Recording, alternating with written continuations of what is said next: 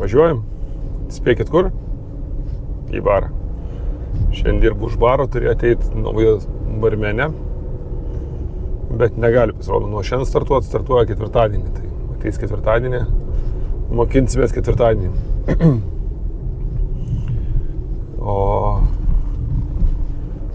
O tada aš dirbu vieną šiandien. Nu, toks. Man realiai lengviau yra 100 kartų ir vienam negu su naujoku. Nes naujoką reikia aiškinti, reikia rodyti, reikia pasakoti ir pavargsti. Gerai, jeigu turi praktikos, tai tada tikrai palengvėja gyvenimas, nes žmogus greičiau susiorientuoja. Bet jeigu neturi, tai kartais gal keistai atrodo, kai aš prie baro dirbu už baro, sėdžiu prie baro kaip klientas ir šneku su klientais, su kitais, kurie klausia apie alų. O naujokas už baro, tai kadangi apie alų nežino pradžioje tikrai nieko, tai tenka man aiškinti visą laiką toks. Gal kartais keistai atrodo, kaip naujiems klientams atėjus.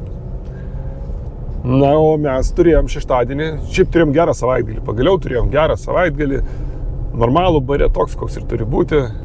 Tai ačiū visiems, tikrai džiugu, pagaliau galiu pasidžiaugti ir nusišypsot galiu. O kad taip kiekvieną kartą būtų tobulai. O dabar mes turėjom šeštadienį Patriko dieną. Realiai yra šiandien. Šiandien yra antradienis, kovo 17 yra Švento Patriko diena. Ir Airija švenčia šiandien. Mes šventėm šeštadienį, tai lietuviai antradienį tikrai neįs švęsti ir jų neišeis. Plus vis tiek vienas iš didelių Patriko dienos akcentų yra dažoma Vilnelė. Labai gražiai atrodo ir tikrai daug žmonių eina pasižiūrėti.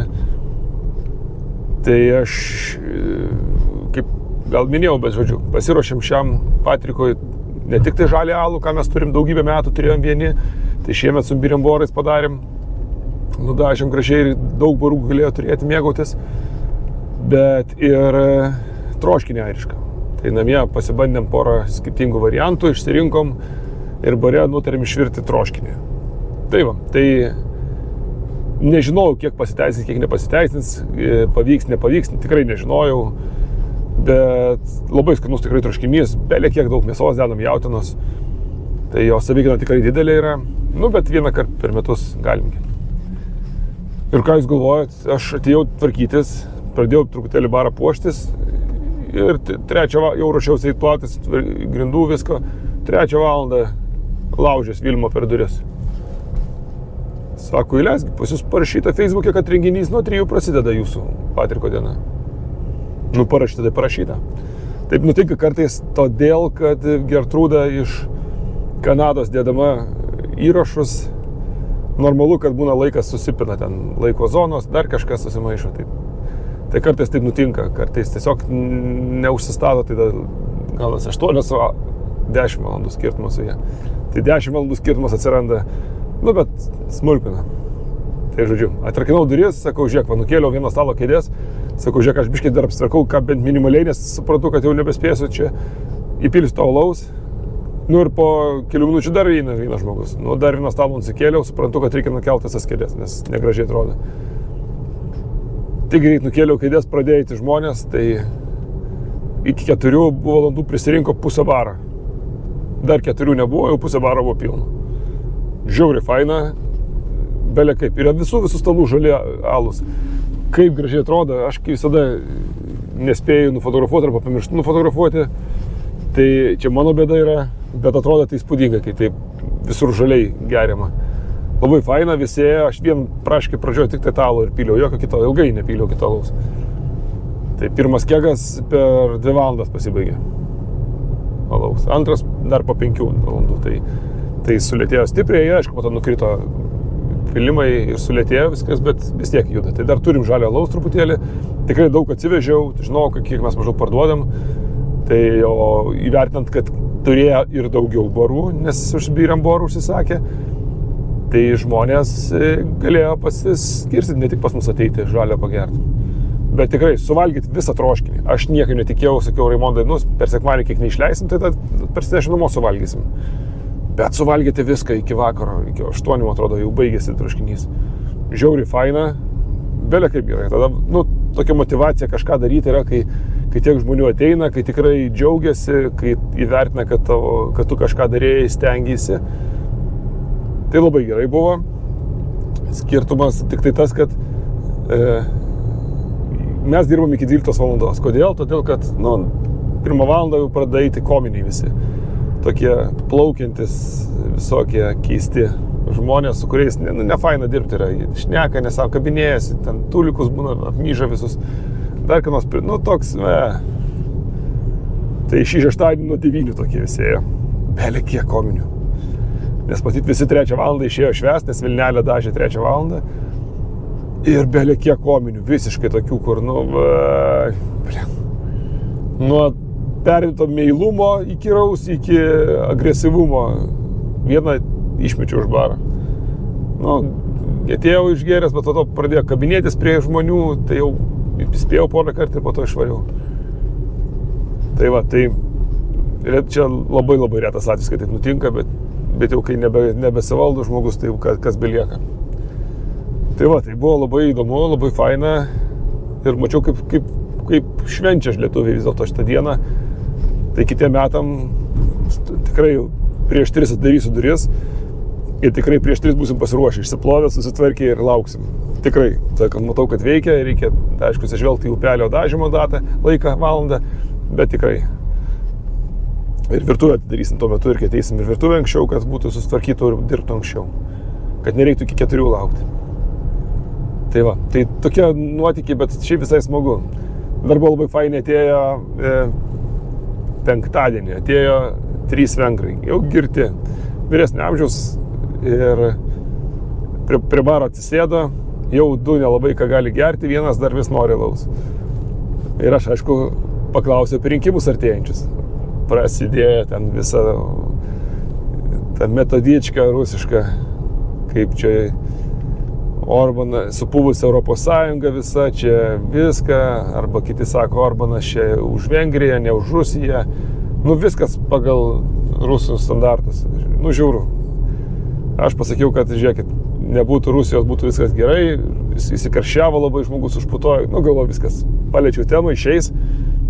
Ir kaip sakė taksistas, pajebati, parašyk, kalk vienetą ir parašyk, kad man pajebati. Galvoju, yra kaip yra, tai ką dabar aš padarysiu? Aš vis tiek laisvė yra laisvė ir žmogus turi pasakyti savo nuomonę šitoje vietoje. Negalima tylėti, negalima nusileisti. Bet jis po biškį rimo, tada jis man pradėjo girtis, kaip jis salų geria daug ir kiek daug kontaptė turi, kad turi 1500 čekinų pasidaręs. Pradėjo kišti man telefoną į veidą, pažiūrėjau, kad realiai 1,5 čia vienodų dar plus, tai 1,3 turi skirtingų. Galvoju, reikia jam parodyti, kas yra daug. Tai pas mane yra gal 5000 ir kažkas tokio. Tai parodžiau, jis įsižiojo, tada pradėjo ieškoti manęs ant tapti, prisidėjo prie draugų, tada paprašė rekomenduoti kokį nors alų vieną kitą kartą ir išėjo draugelis apsikabinęs viską, šeštadienį grįžo, jau blaivi. Ir vėl sandalų gyrė ir ten vėl draugas mano geriausias. Tai kiek kartais nuo neapykantos iki meilės nedaug trunka. Ir dar kas svarbiausia, šeštadienį jisai nuėjo į Google reitingus ir vis tiek parašė vertimą, bet davė 5 max žvaigždučių, tai labai džiaugiausi, labai man patinka 5-tukai. Jeigu dar jūs neįvertinote Local Pubo Google arba šitam TripAdvisoryje, nueikit, vertinkit, nesunkugi, parašykit komentarai, kalkit 5-tuką. Tikrai padeda turistus atlaikyti vasarą, kada lietuviai visi išvažiuoja. Va šituo kritiniu momentu, kai remontai vyksta, tikrai turistai labai padeda. Ir nepatingėkit, nueikit. Tai va, tai turėjau tokią savaitgalį labai intensyvų ir šeštadienį vienas dirbau, tai taip, nusivariau, sunku apsakyti, kaip nusivariau, nepajau visai nuo ko, nes turėjom praškai beveik penktadienį. Tai aš vienas dirbau indus, pirmą kartą indaplovę sukišau 8 vakaro. Tai nuo 3 iki 8 aš neturėjau kada net indaplovę sukišti taurių. Tai, bet labai džiaugiuosi. Pranešė, kad po 12 metų užsidaro Dain restoranas. Čia Armino gyvenimo dalis, ten daug laiko leisdavo ir gyvendavo tam restorane. Tai 12 metų atlaikė. Su nekartą buvęs. Tai užsidaro ir taip tokios vietos irgi. Ir net po 12 metų, kur atrodo jau toks įdirbis pakankamai ilgas ir didelis, jau užsidaro ir tokie. Gaila. Ir aš suprantu, kad čia tavo prieš srovę nepaplauksi, bet esmė tokia, kad kuo mažiau vietų, tuo prastesnė kokybė bus. Konkurencija mažėja ir tuo prašiau pasirinkimas žmonėms. Ir aišku, ir kainos, nes tie, kas eina, jie gali mokėti ir dar daugiau, o tie, kas neina ir neis. Tai čia kuo didesnė konkurencija, kainos mažesnės. Čia užburtas ratas yra. Tai va, tai gaila, kad tokia vieta užsidaro, o galėtų dar padirbti, ne? Nu, pas mus remontai prasidėjo vėl. Penktadienį pradėjo krapšyti gatvę. Tai kažką pakrapštė. Kažkas skambina. Tai kažką pakrapštė, žodžiu, bet dabar grinda daro jau. Nebe karasas, o grinda. Karasas turbūt tik tai vamzdžius kloja, ten iškasinėja ir sutvirtina viską. O čia grinda ir 2 valandą jau stovi 3 šnekasi. 3 valandą jau nebėra jų jas suspakavęs. Tai labai greitai padarys. Tada pirmadienį ėjau 8 valandą. Tai stovėjo 4 šnekėjosi ir apie 10 išeidinėjau. Vėl 4 stovėjo ir vaikščiojo, ten kažką mašina įvažinėjo, bet vis tiek vėl nieks nieko neveikia. Nu, nežinau, čia, kaip sako, prioritetinė dalykas, tai jo, tai 3-4 darbuotojai, kurie visą laiką stovi šnekasi, yra žiauriai geri tempai. Labai greit padarys gatvę, tikrai tikiu. Nes ir su žmonių kiekiu, ir su tokiu tempu. Nu, aš tikrai nespecialiai fiksuoju, tiesiog, kai aš praeinu pro tą gatvę į barą arba išeinu iš baro, tai aš matau, kas vyksta. Kai aš sėdžiu bare, aš per langus kažką galiu matyti, bet nežiūriu, tai neturiu kada. Tai va, tai ar sutapimai, kad aš kiekvieną kartą man eina, tie stovi šnekasi, o nedirba. Vargu ar galima pataikyti taip ant trumpų pertraukėlių, matyti, kad didesnę laiko dalį jie taip elgesi. Tai turėtų kamerą statyti turbūt kažką, žiūrėti, ką jie veikia, nes nepanašu, kad jie ten stengiasi dirbti. Tai va, tai ta gatvė nežinau, kada pabaigs. Nu, šiam amžiui pabaigs turbūt. Matysim. Nukrypsiu truputėlį nuo baro, bet kadangi apie statybos pradėjau, tai ilgai ten irgi remontavo šitą Raugyklos gatvę. Irgi ten perdarė visą gatvę, ten perkastė buvo, šaligatvius naujus sudėjo ir vėl ten paliko labai siaurus pravažiavimus, ten mašinas kažkur sustoja, ten iš vis pravažiuoti per švidradėliais brauki.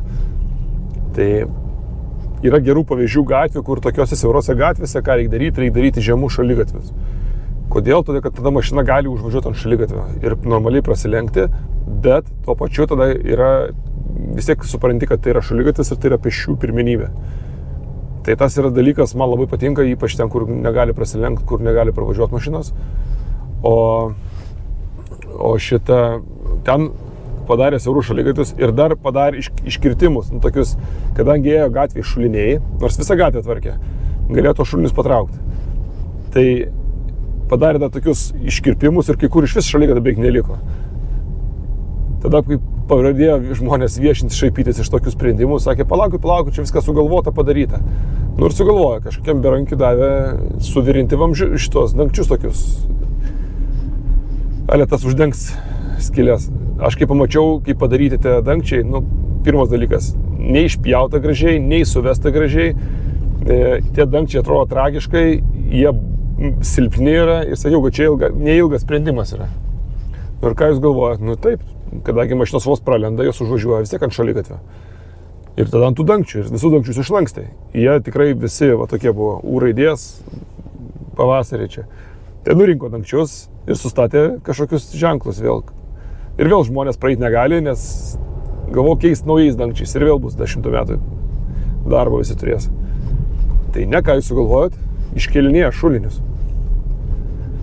Tai ko iškart nesugalvojo ir kas buvo aišku man kaip eiliniam vairuotojui, tam, kuris projektuoja, niekaip neaišku tokie dalykai ir jis negali matyti, nežinau, čia kompetencijos klausimas. Gal reikia į tą vietą bent kartą ateiti arba pravažiuoti su mašina dar geriau, kad suprastum, kas ten darosi prieš projektuojant. Nu, bet yra kaip yra. Tai va, tai perdarinėja, grąžina vėl iš naujo darbo, visi turi, vėl pinigai ir vėl dirba. Nu, bet džiugu tai, kad sutvarkys pagaliau ir padarys normaliai. Taip, kaip turėjo būti padaryta, o ne taip, kaip darė. Tai yra pozityvo, ne?